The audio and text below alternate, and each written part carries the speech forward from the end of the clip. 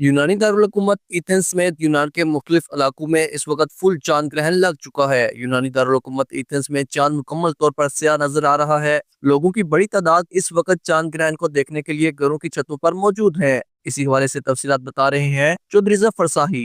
जी, यूनान में इस वक्त शदीद तरीन जो चांद ग्रहण है वो जारी है और इस वक्त भी लोगों की बड़ी तादाद जो है वो इस मंजर को देखने के लिए अपने घरों की छतों पर मौजूद है।